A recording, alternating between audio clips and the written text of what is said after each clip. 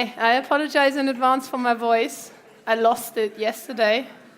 I found parts of it, but not everything. So it's going to be great on the video.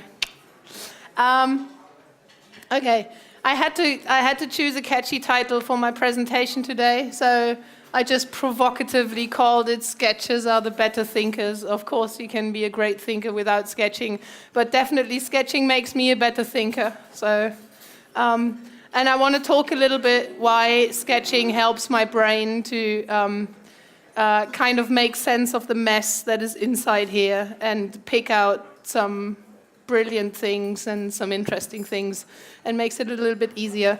And if you want to have double fun, then you should have a pen and a piece of paper for later, because we're going to draw together.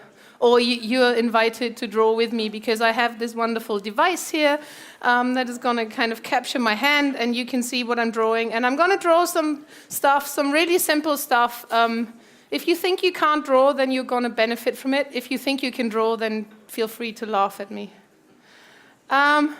This is me. My name is Eva Lotta Lamm. I come from the wonderful town opposite the Rhine, which is called Cologne. I wasn't born there, but my parents are both from there, and I went back to study there, so my heart is in Cologne. Work brought me to Paris, where I lived for a few years, and then love brought me to London. I fell in love with an Englishman. I lived there for a few years as well, and then end of 2014, I packed my stuff and my boyfriend, and we went traveling for 14 months, and somehow I ended up in Cologne again. I'm still a semi-nomad. I have a suitcase and my sister's couch at the moment, and I'm freelancing, and I'll see where I'll settle. I went traveling, so what I do, I'm a UX designer or an information architect or a product designer or an interface designer or interaction designer, or however you want to call it, I don't care. I try to make things that work well and look good. The looking good is an important part as well, in my opinion, because it's part of the functionality. If things don't look good and they are visually jumbled, usually that degrades the functionality as well. But I also do sketch notes, these visual notes, and they actually do help my brain to make sense of stuff that people say in conferences and things. And I mentioned that I went on a world trip for about 14 months, and I tried not to be super lazy. I mean, it's absolute luxury to have 14 months to do whatever you want to do and do it in beautiful places.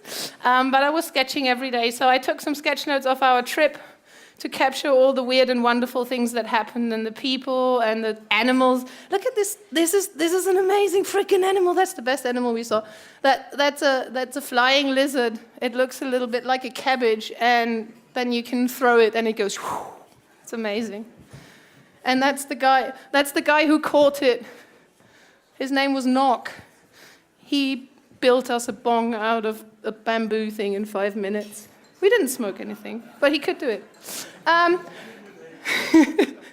Yeah, so that's Vietnam. Hanoi is amazing. It's like a weird, it's like a weird parallel space version of Paris in the 60s, but in Asia. It's amazing. You should go there. Yeah, so traveling. So yeah, these are actually the sketches that I do of conferences, so they're a little bit more applied. So I went to the Play and Make Beyond Tellerrand a few years ago. Those of you who go to Beyond Tellerrand, you're in for an amazing event, because Mark's events are always great, and I'm looking forward to being there as well for 2 days. So yeah, I do that stuff. I make it back. They're all on Flickr for free. I put them there, and I made them back into books, because my attention span on the internet is very short. I click around, I'm gone. So I wanted to put them back into print, because then you can, like, especially living in England, you know, you start to appreciate a nice cup of tea and like lie down on the sofa with a cup of tea and then look at the stuff. So these are the kind of books that I make.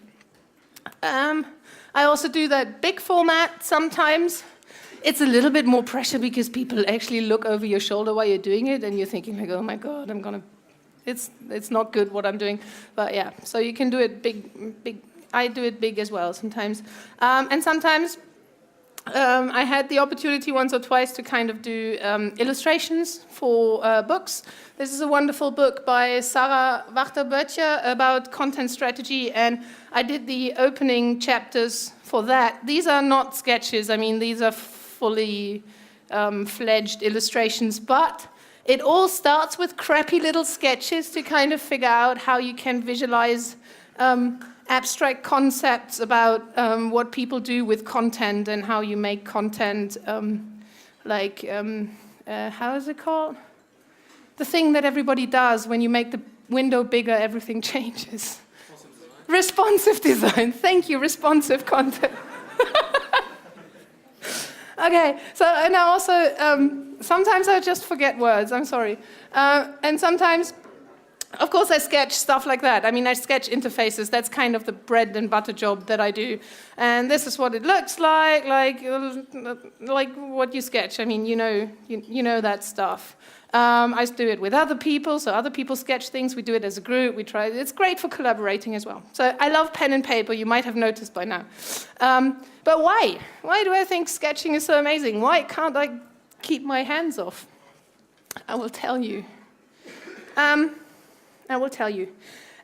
We are really good at reading and consuming and digesting visual information. The information we consume is getting more and more visual by the minute.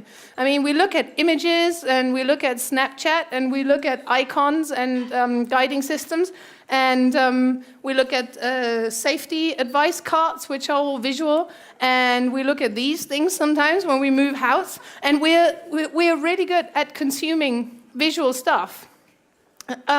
But when it comes to, this as well, like the desktop is a metaphor in itself. Like it is a visual metaphor, and we are sitting in front of it all the time. So, but when it comes to expressing ourselves visually, we are doing that much less. And sketching, which is like the simplest form of expressing yourself visually, is for many people, it's either for children or it's art, but there's not much in between. Like as children, we all sketch, and then either we become really good at it and we do it in an artistic way, or we stop doing it. But there is actually a lot of room in between children's drawings and art, and. When you come from the design background, maybe in school you still had to sketch and you learned sketching, but even many design programs don't teach sketching anymore. And I think it's a lost opportunity. Let's say it like that. I loved sketching. So there's a lot of space in between. I like to compare it to writing. We teach kids to write.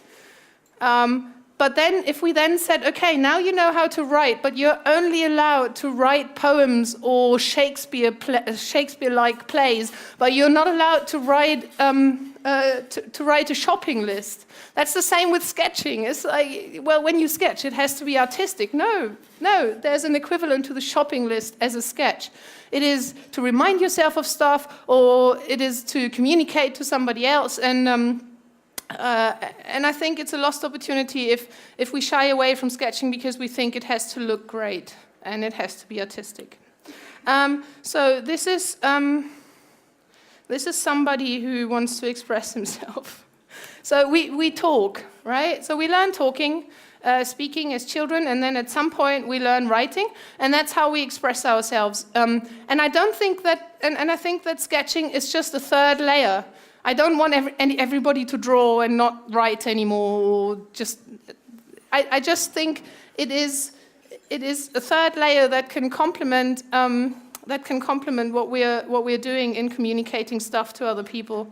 That can be very helpful, especially everything which is about relationships, especially spatial relationships, but all kinds of relationships, is really well expressed two-dimensionally in a spatial way, and sketching is really helpful.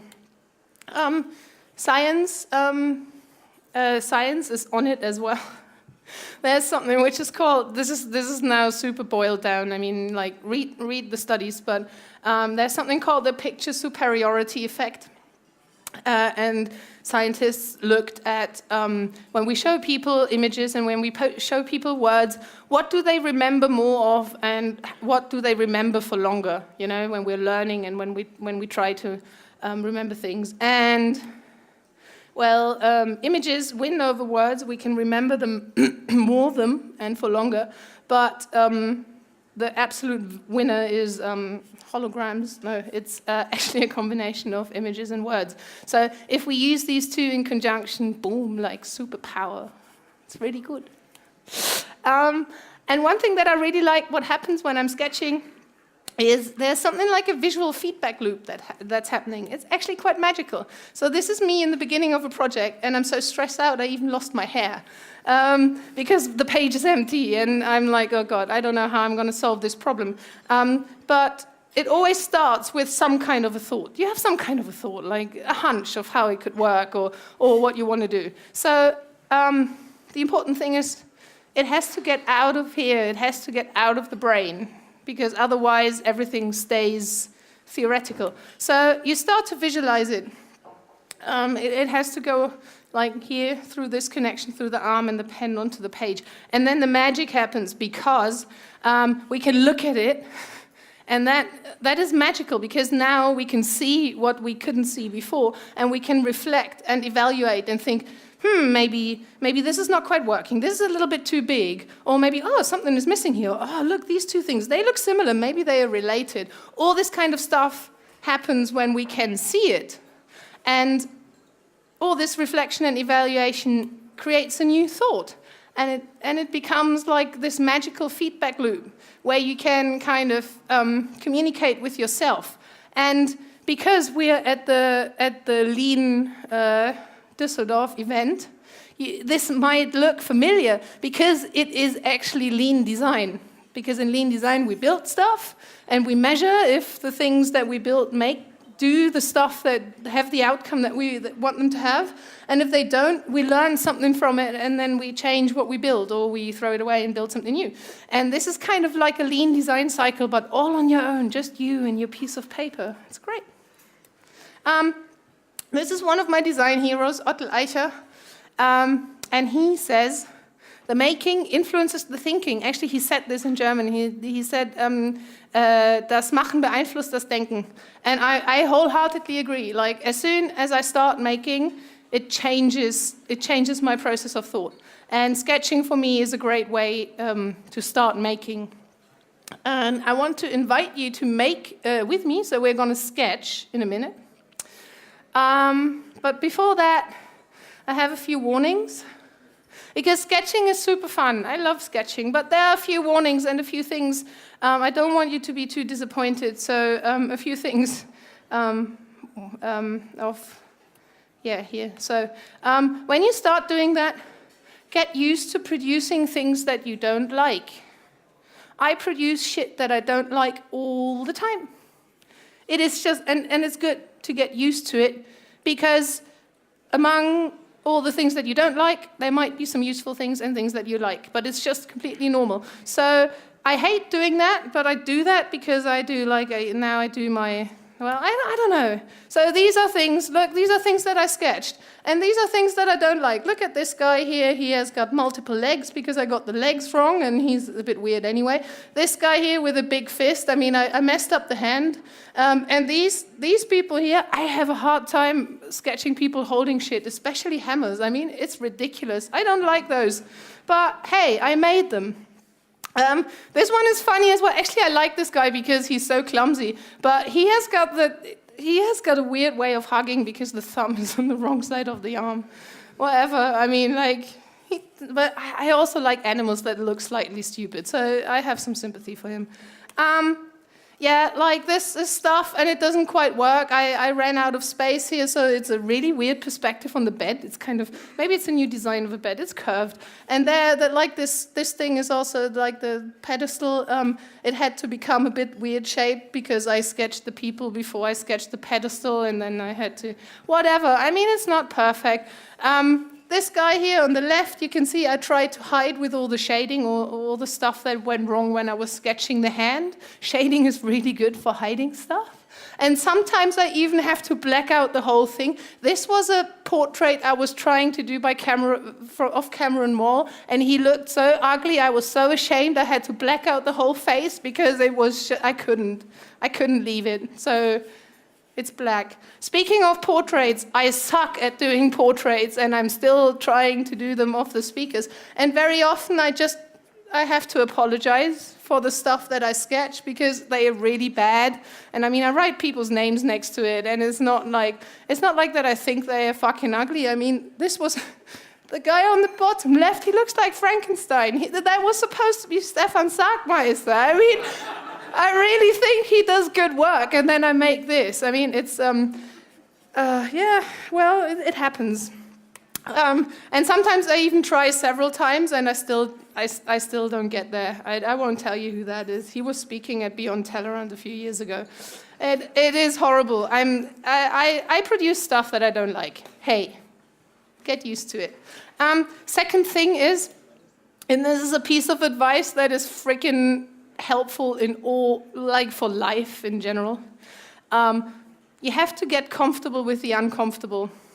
The better you get at not freaking out when something gets hard, the better life will be, because things always get hard.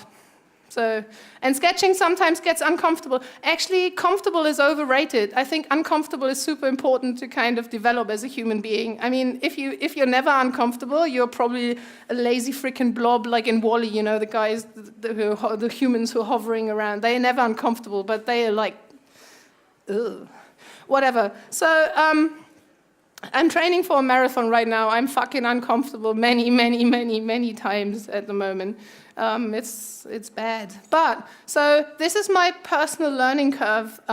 Every time I learn something new, and I love learning new things, but the same thing happens. Like, number one, I get super amped up. I'm like, I'm going to learn sign painting, for example, or I'm going to run a marathon, or I'm going to learn yoga, or whatever it is, or I'm going to learn coding. And it's like, yay, it's going to be awesome. And then you sign up for the workshop, and you think, like, it's going to be great, and you do it the first time, and boom, you go straight to, no, this is actually hard. I can't do it. It's horrible. I suck. I try doing something, it looks shit. I try to do a downward dog, and it doesn't look like anything like it. And then it's kind of slowly but surely, if you keep at it, and if you are okay with being comfortable in the uncomfortable, you slowly work your way out of it, and you get better, bit by bit. And there are dips. I mean, you have bad days. I do have bad days. But it's a process. But the good thing is, now I learned that this is always happening. So when the crash happens, I just know it's going to happen. So it's just like, la, la, la, la, la. Yeah, I knew I would feel shit. I'm just not paying attention to it because I knew it would happen. I just ignore and move on. Boom. And number 3, progress is invisible, because progress is really slow. And when you when you look at what you're doing every day, you don't notice how it changes. So one thing is, don't compare yourself to your idols and people that you really admire. There are so many people who do amazing work, and every time I look at their work, I am a person, I get really intimidated, and I think, like, Jesus, their work is amazing. Why am I even doing anything? There's so much good stuff out in the world. Why am I even at it? But that's not productive, and that's not helpful. So compare yourself to a previous version of yourself. That's much more realistic. And also that takes some time. So again, these are my wonderful people that I sketched a few years back. So here we are. Look at them, how beautiful they are, how graceful, how expressive. Man, how realistic. And then a few years later, they got a little bit more, a little bit more detailed, a bit more expressive. Some of them don't look as wooden. And then I got into a phase where they actually got quite cool, like just with one outline. It got better. They got really simple. I like these people from this period. And now at the moment I'm here, and I think I'm getting somewhere because I like them because they have some expression and they're actually funny, and I have a connection with them. But it's a process, right? From here to there, it's a few years, and hopefully in a few years I will think he's ridiculous and I'll still progress. I don't know. It becomes really obvious in my sketch notes as well. So this is a sketch note from 2009. It's a lot of note, not very much sketch, as you can see. And today it's a little bit more visual, and I think I got better at it a little bit. It's a process, but it's not only over long periods of time. You have to groove yourself in. Like every time I do sketch notes at a conference, the sketch of the first talk is worse than the third or fourth one, just because you have to get into it. It's just like it's warming up, like athletes. So this is from my diary, like from the travel diary, and this was at the very beginning of the trip. That was the first day when we were flying out to India, and I was shitting my pants because I was scared to travel for 14 months, and I think, what if I hate it after a month? I didn't. And this is 11 months in. So, you get the hang of it. It's just give yourself some time. Alrighty, enough talking. Let's go and do some stuff. Shall we not? Here we go. So this is the magic machine. Dun, dun, dun, dun, dun. That's me. It's live. How many fingers can you see? Okay. All right, I have a cheat sheet. Cheat. So yeah, I thought we're just gonna sketch some stuff, and it's really more fun if you sketch as well, because otherwise you'll just watch me make lines and stuff. But I mean, it's up to you. So I thought we could just get into the swing a bit.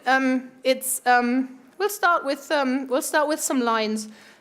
Like, I have to wake up my hands. Look, I'm a little bit shaky. I seem to be nervous. I think I am. Look.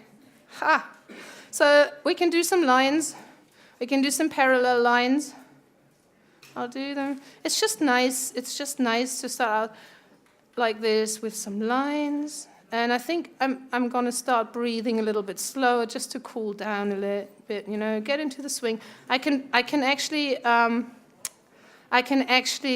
experiment with the speed at which I'm drawing. When my lines are really shaky, like my lines are a little bit shaky right now. I don't know if you can see it, but they are a little bit shaky because my hand is a bit shaky because I'm nervous. But when the lines are a bit shaky, just speed up a bit and you will see that your lines will get a little bit straighter.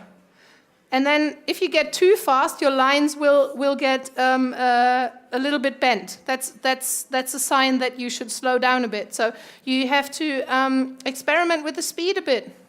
And when you're doing lines, don't just throw the lines like that. Don't throw them away. You should pay attention all the way along the line. And like that, you get a nice start and a nice finish. Of course, we can also do some vertical lines. Here we go. Some nice vertical lines. I'm relaxing. I'm relaxing. Good. Sorry. It's self-therapy on stage. Ridiculous. Okay, some lines. Fantastic. Of course, we can also do some lines across the page. If you have a problem with wonky lines that actually are a bit weird and not straight, you can try pulling the lines towards you. So if you start away from your body and then pull them to the center of gravity, which is your belly button, roughly, you have more control over your lines. At least many people have. You can try out how it feels when you push them the other direction, and it feels less stable. The good thing is, when you're sketching on paper, no matter which direction you have to make your lines in, you can always turn the paper. That's amazing. That's much better than with, yeah, it's allowed, You even can do that. You even can do that on Photoshop when you have a graphic tablet. It has got a weird thing. It always happens on accident for me, and I never know how to get it straight again. It's really annoying. I try to turn it off, but with paper I like it because I know how to do Command Z in the real world. Okay, so we did some lines. We're going to move on from some lines to actually making shit out of lines. Is anybody sketching with me, or are you just bored? Okay, cool. So we're going to move on to putting them together into some shapes. 3 lines together make a triangle. When you do shapes, I think a very good thing to do is actually to lift your pen after each stroke instead of doing this, you know, because then you get kind of in a hurry and then you make shit that doesn't look like a nice, neat shape anymore. So to trick yourself out of it, lift your pen after each stroke. If the corners overlap, it doesn't matter. At least you can see that's a corner. It makes nice clarity. Okay, we'll move on from the triangle to the 4-sided triangle, also known as square. It is exactly the same thing. I lift my pen after each stroke. I can make tiny squares like little check boxes. I can make slightly bigger ones. I can make rectangles as well. So this is a phone, this is a tablet, this is a television. You can see technology is really easy to sketch. You just make a rectangle and boom, you have it. I don't have to teach you much there. Yeah, so some rectangles. And once we have some rectangles, we can move on to everybody's favorite shape, the perfect circle. Dun, dun, dun, dun. We can make some tiny circles like little bubbles or like radio buttons, if anybody still uses them. We can make slightly bigger ones that come out of our hand.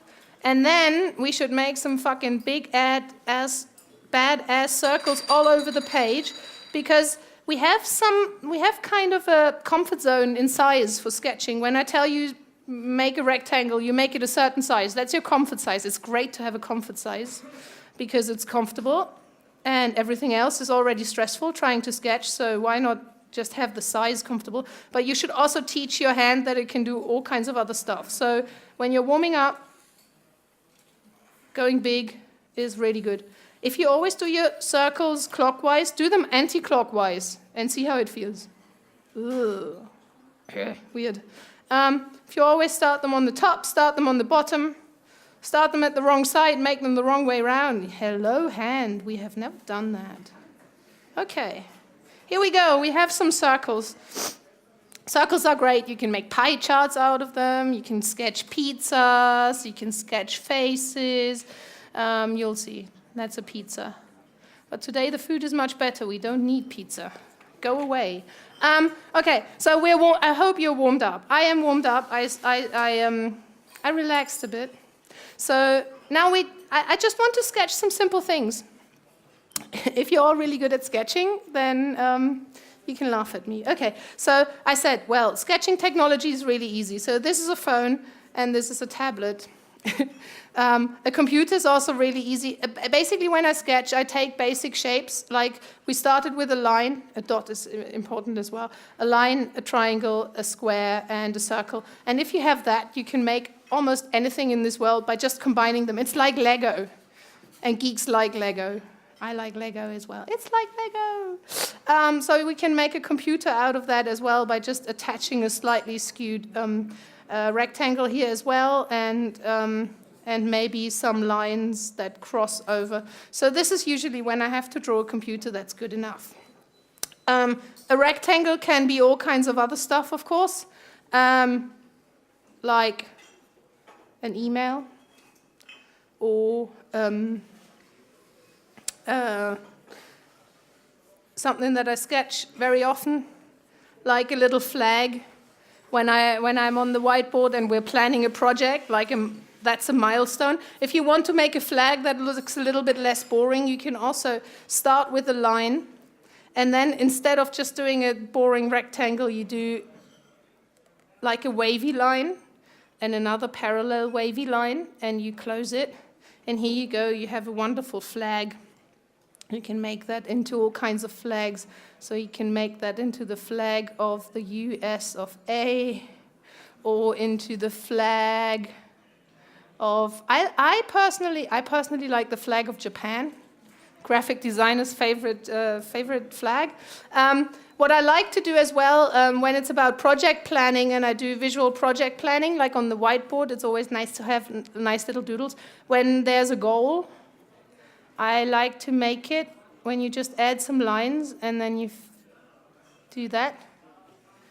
That's kind of like a goal, you know, like when you like racing. I actually hate Formula One because I hate noise and I find it really boring when they just race around the course. I don't know.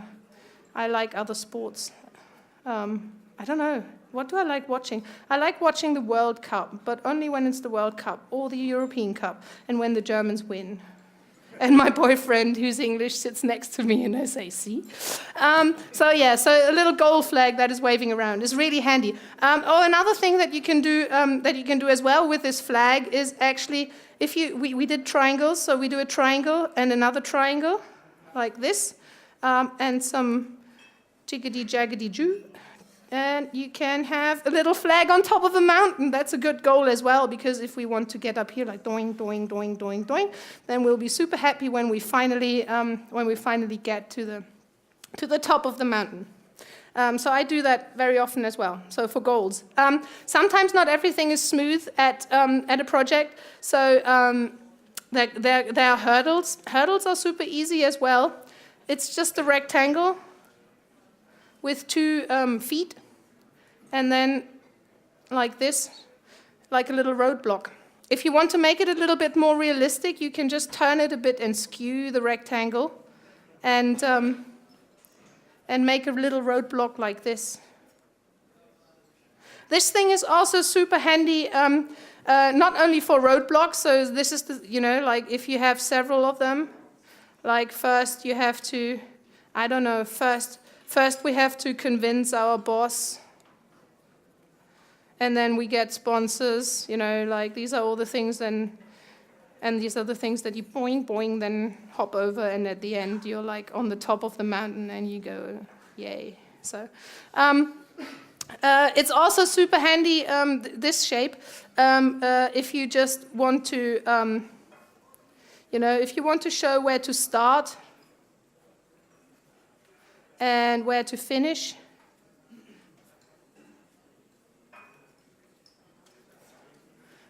You can write anything in there.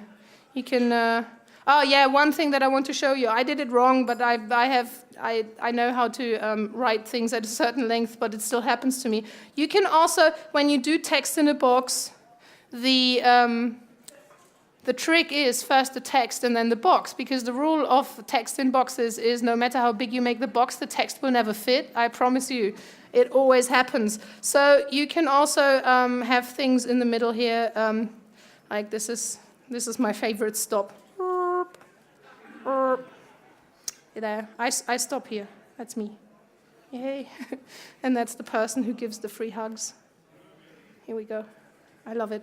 Okay, so this is really handy.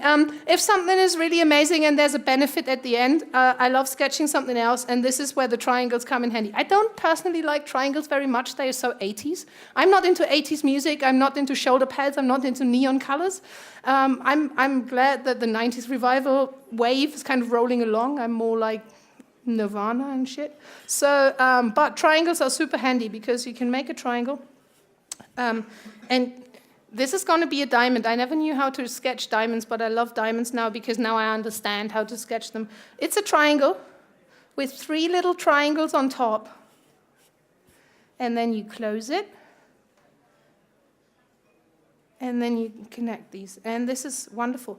This is a great icon. I use it all the time for benefit and for, the vision, the thing that we want to get to, the glittery thing, the money, the fame, the food at the end of the day, the free beer in the fridge and stuff.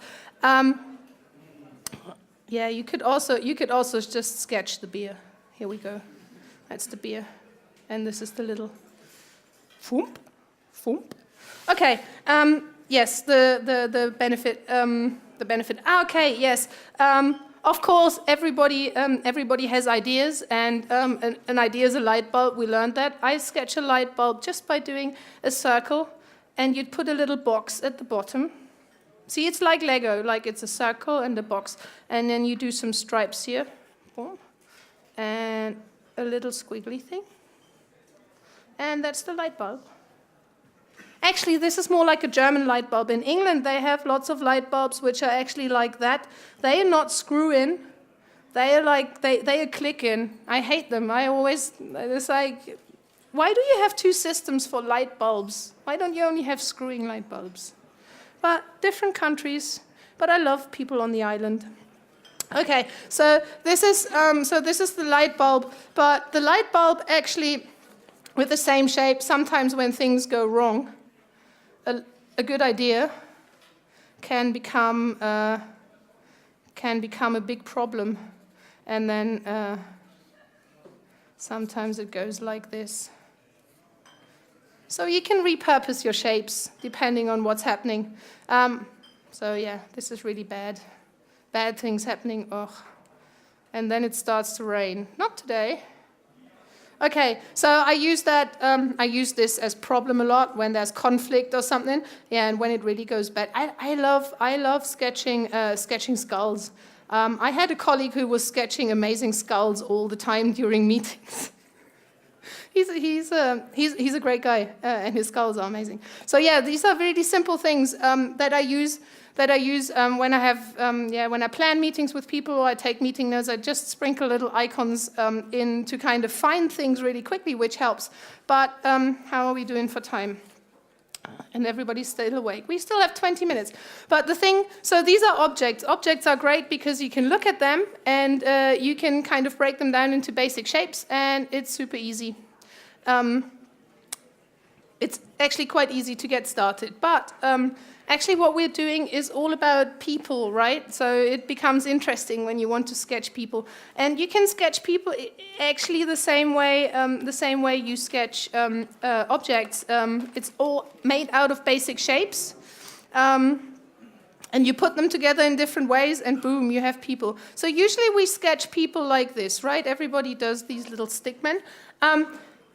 Totally legit. If you want to say this is a human as opposed to a database, totally fine as level of detail. You don't have to do much more. But I want to show you how you can sketch people who, he's like, if he wants to start, I don't know, let's say, dancing, difficult. He probably doesn't have that much fun because he's a bit stiff, right? So I just want to show you how you can make slightly happier little people with not much more effort. Let's do this. Let's start fresh. Okay. So and it starts with basic shapes. So when you start sketching and start looking at things, you want to break it down into basic shapes, and usually it is a good idea to start with the biggest part first and then add smaller parts as you go, because it helps with kind of getting the structure right and everything. So when we look at ourselves, the biggest part of our body is actually not our head. It's quite important, but it's not the biggest. The biggest part is kind of the torso here. And I know we are not all square shaped, but like roughly, it's a rectangle. It's a rectangle. Like, for the sake of abstraction, good. We start with that. And I put in the floor because I like gravity, keeps me grounded. So connecting the body with the floor. Two amazing features. They're called legs. You have two of them. And in the middle of the leg, we have knees. Knees are great. They allow us to change direction in the middle of the leg if we want to. So when I sketch the leg, I pause a little bit in the middle of the leg and think, do I want to change direction? No. Okay. And the foot. The foot is actually the end bit on the leg, and usually it's at 90 degrees so that you can stand. So it's just another little piece of line here. Okay, so then the second leg. Do I want to change direction? Hell yeah. And then the foot. Here we go. You might have seen me sketch this thing, but I'll sketch some other things in a minute. So same thing with the arms. Arms are great. They can do all kinds of stuff. We have elbows, change direction in the middle of the arm. You get the gist. Same as the legs, but shoulders, not hips. So arm comes out here. Do I want to change direction? Mm-hmm. And the hand is just the end bit, right? And it can go in all kinds of angles. Sometimes it's just the same direction as the arm, then I don't really have to make a fuss about it. But sometimes I can go like this. So, second arm, same thing. Do I want to change direction? Yes, yes, boom, here we go. And we also, now we come, he's already having more fun than him. I kid you not. Superior. We have a head, it sits on the neck. And then our friend, the perfect circle, here we go. Yay. It's always good to know which direction you're looking at, so you can give it a nose. It doesn't have, it can be a Pinocchio nose, like this, and you can make it look in any direction. If you add eyes, it becomes even clearer. I also like triangle noses like this. They are a little bit less Pinocchio, but you can still see which direction people are looking at. Once you have the structure, you can start playing with it. Okay, so here we have the guy. He can do all kinds of amazing stuff already. So, for example, he can go for a walk. So I start with a rectangle, and then the leg. It is straight out. I don't change direction in the middle, and the foot. And then here we go. And when we're walking, we're kind of swinging our arms. We're cool and relaxed. Here we go. He's looking at that guy. What is this? What is this? Well, he doesn't care. He's walking his dog. A dog is actually also only 2 boxes with a triangle and kind of 4 legs, dog going. He just made a poo, I think. Ugh. So this is how it goes. So people go for a walk. When people let me see, I need to look at my cheat sheet. Yeah, of course. So people can go for a walk. When people start walking a little bit faster, they can start running. So I actually like when I'm running, I have a little bit more speed. So there's a little bit more of an angle to my rectangle, and then here we go, a little bit more dynamism. He's actually in the air like this. And then what happens with the arms? The good thing is we can always cheat. We have our buddy with us, or we can ask somebody, can you pretend you're running? How do you? Yeah. Amazing. See, that's what we're doing with our arms. So it's probably like this. So yeah, he's running. So he's running. Okay. It's actually a she. And she has her hair in the wind, free. Okay, so you can make them run. Of course, you can also make them do more serious things. Like you can make them sit at a computer, right? So that's what lots of people do many hours a day. Probably you as well. So you can make them sit at a computer, tap tap tap. The computer is here. So tap tap tap tap tap tap tap. And he's like looking at it. It's complicated. So yeah, person sitting at a computer. But of course, we can also not only make them tensely sit at a computer.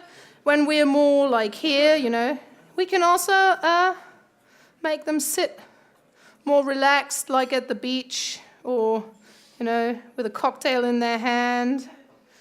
Yeah. That's the thing. Yeah, you need sunglasses when you do that. And you need, that's more like it. Okay. So a little bit, I like playing with the angle of the body, like leaning forward, leaning backward. It gives nice dynamic. So we can make them sit relaxed at the beach. Of course, we can also make them check their phone, because people do that all the frickin' time. And if they're holding, he's holding his phone here. Here we go. Okay, I need some legs. Okay. He's holding his phone, and he's tapping away at his phone.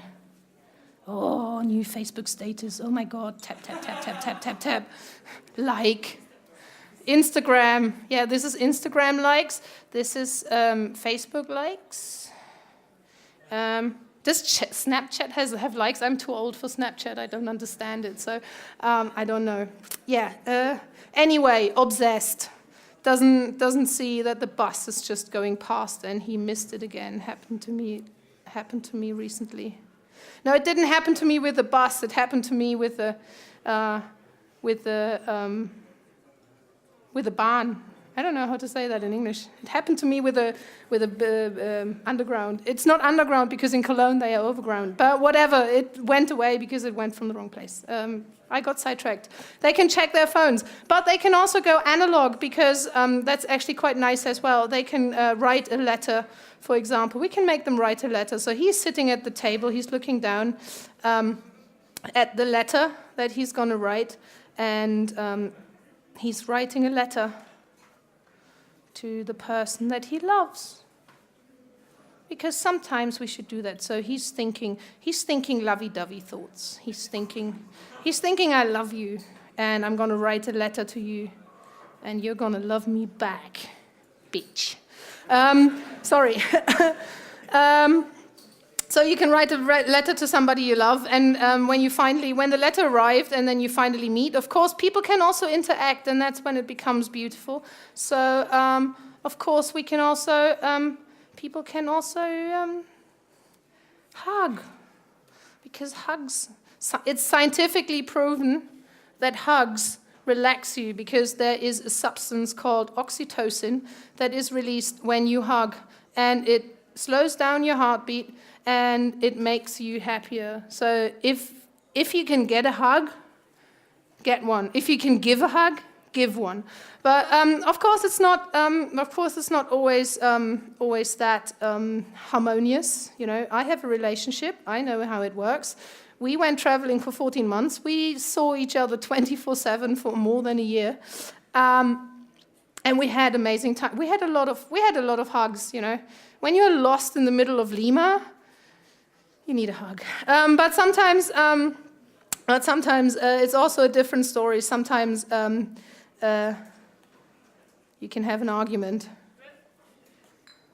Sometimes it was not that nice. That's me. That's me. That's my boyfriend.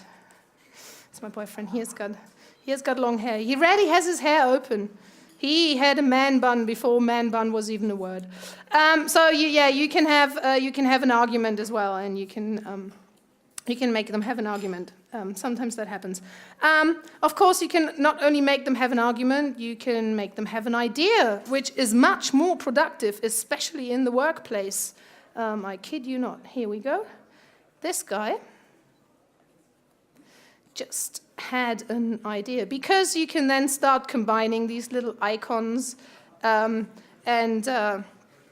put them together. So he just had an idea. Also, no gravity. We wouldn't think that is now the new hovering light bulb and it's going to fall on his head in any minute. So you can just stay abstract. Okay, so you can make them have an idea. And of course, if this guy has colleagues, he doesn't only want to have an idea.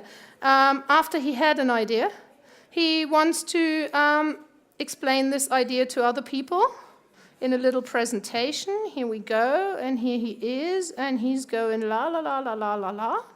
I had this idea about fruit at the workplace. It has lots of vitamins, and it is really important. And he's giving a little presentation to all the other people who are just standing there listening and going,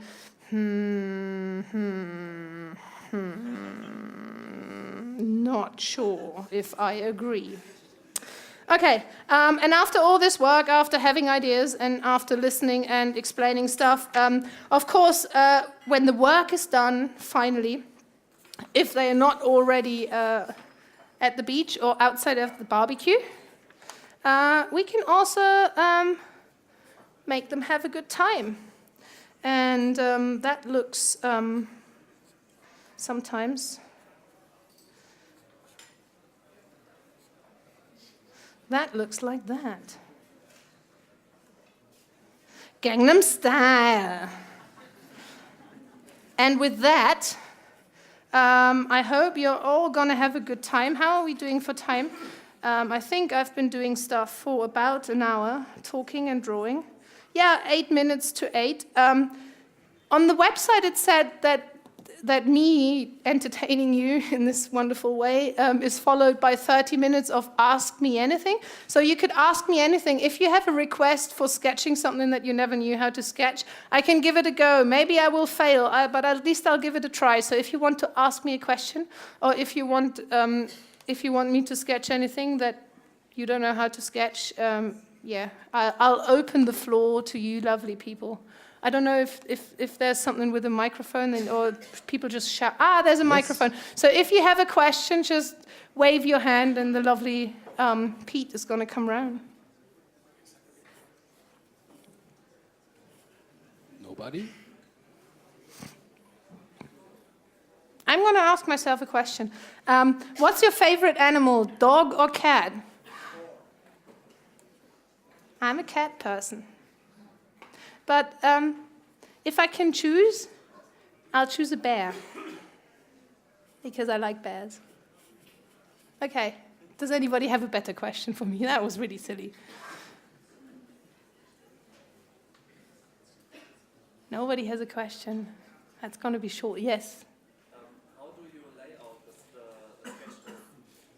How do you lay out a sketch note? Because when I draw, I always mess up because I put something in a corner and then I start there and then it doesn't fit on the page. Okay, yeah. It sucks. Yeah, I mess up all the time, but people don't see it afterwards. Probably you're probably the person who sees it most. But basically, the thing is, when this is my page, and I don't know, I put the title of the talk here and the person who's talking, right? So here, okay, and then I go. The problem is I don't know what's coming, so it's kind of the unknown, and I have to put stuff on the page. I have to start somewhere. So I usually start somewhere and I write something down and do that, and I maybe do a little drawing. And then something else comes, and then it's like, is it kind of related to it? If it's related, then I kind of connect it and put it close. If it's something very different, like he makes a new point, I'd probably put it a little bit further away. And then I just do it, I go like this. The more important than spatial structure, where you actually put things, because you can't control that much, is something called visual hierarchy. And that is, if you're doing anything visual, this is the tool. So you can play with size. So you can make things bigger or smaller. So the more important things, you make them bigger. Here, the titles. You can play with contrast, like thicker lines. The more important things, make them thicker. You get the gist. I don't write the whole thing. You can play with color. I have brown here, which is not a really good contrast. But imagine this was green.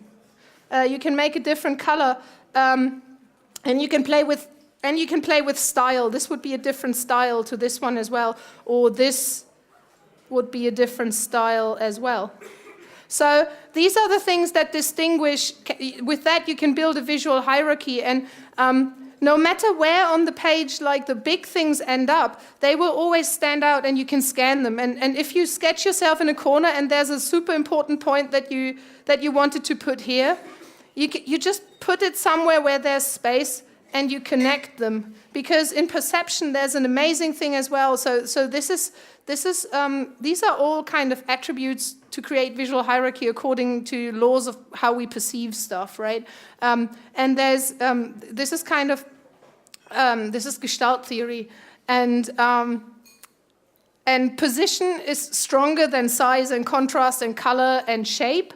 But there's something which is stronger than grouping by position, which is actually making a frame around stuff and connecting things. So if you then have a structure and things ended up in jumbled places, and you notice that actually this and this is super related, you can connect them. And immediately I perceive them as a group, and you can connect these two things. And this is amazing because you can capture first and add structure later. You can also add color later. Color is the most pungent of the differences. So if you put in color later and come in, I have a crappy brown pen, but just mark things in color that are important, they will jump out. If you use like green or red, you know.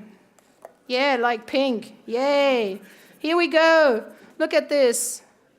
Look how this jumps out. Beautiful. Okay, so this is how I deal with it. And relax, you know. Sometimes it's fun to sketch yourself into a corner because you will make connections that you might not have made. And what did I say at the beginning? Get used to producing things that you don't really like. Sometimes, I mean, yeah, but visual hierarchy is the hammer. It's the hammer in your arsenal. Okay. Any other question? What's the best way to learn sketching? Doing. Yeah, doing it a lot. The best way of learning how to sketch is sketching. I think a very good thing is look at some objects, you know, take some simple objects and try to break them down into simple shapes. Like when you have a bottle, for example, you know, it is kind of a rectangle, and then it is kind of a circle, and it's another rectangle, or this is a wine bottle. And break it down into simple shapes. When I look at this thing and I wanted to sketch it, I look at it and I have kind of a rectangle here across the top. And I have something going down, a bigger rectangle here, and then I have like a weird rectangle coming out of here. I start sketching it like this, and I get on with it, and then I have my paper here, and then I say, well, because I can also sketch stuff that I know, not only stuff that I see. It's like I know that this thing is actually seeing what I'm doing down here. Yeah. So observing is an important part of sketching and trying to break it down into simple shapes. There's an amazing book, it's a children's book, and I love this book that actually teaches exactly this thing, like a little shape, add another little shape, add another little shape. It is called Make a World. It is really cheap. It costs like €4 or €5. It's thin. It's cute. You can make anything there. There's everything in there, like people and bridges and dinosaurs and ships and stuff. The guy who made it is called Ed Emberley. He's amazing. He made it back in the 70s or something. It's still super cool. So yeah, have a look at that and observe. Like, look at shit.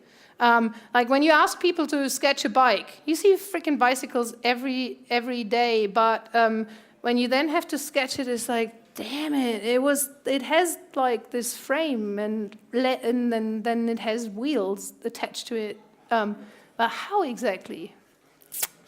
And the thing is, next time you see a bike, you will look at it differently if you want to sketch it. And once you know the structure, you can't unsee it. You can't unknow it.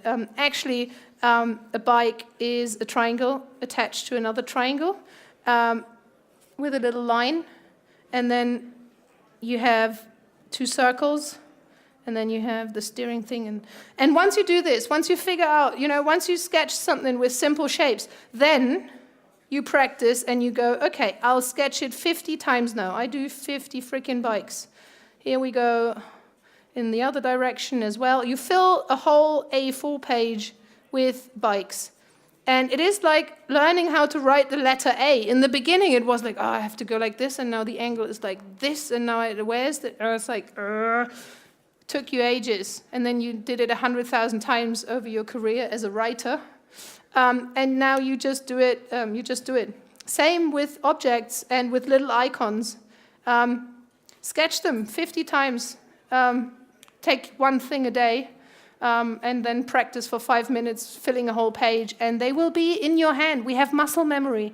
We have long-term muscle memory, which is called knowing how to draw. And we also have short-term muscle memory in our hand. Like, if we want to do a lot of parallel lines, do them all one after the other. Because our hand remembers the movement it just did.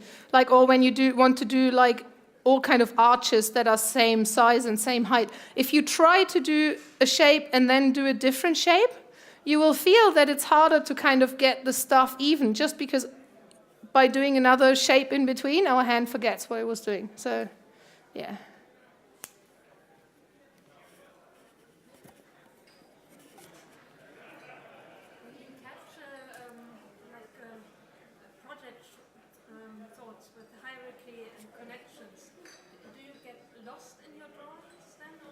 Yeah.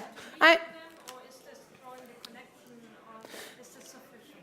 Well, my drawings are messy because the drawings are as messy as the thoughts. And when the thoughts first come out, they are not super structured. I mean, it's an exercise for kind of like, sometimes it feels like when I start to sketch, I make an inventory of stuff on the page that just to see where it falls, and then I can start seeing stuff. So I do a lot of, this is my notebook. I do a lot of mind maps like that, which are just, they are mind maps. They're really simple drawings because they're just words with the shapes around it. And then sometimes they are, it is a mixture of stuff that I do, like little icons and writings when I think about stuff. Sometimes I love diagrams,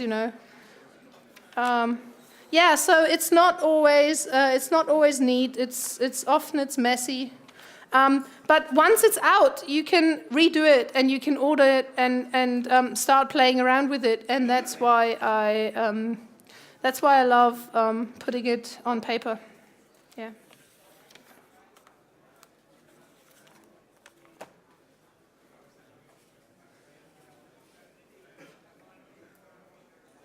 Okay. So if there are no questions anymore, last chance.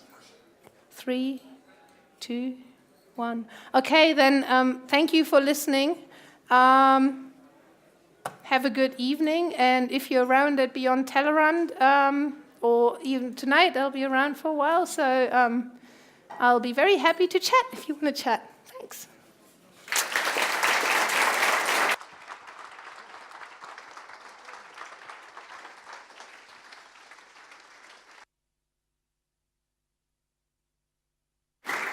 One more thing that I forgot. Oh no, I didn't forget. That's happy sketching, and if you want to buy a PDF of my book, there's a discount code. It's called Double Yay, and it's 20% off. Okay, that's it.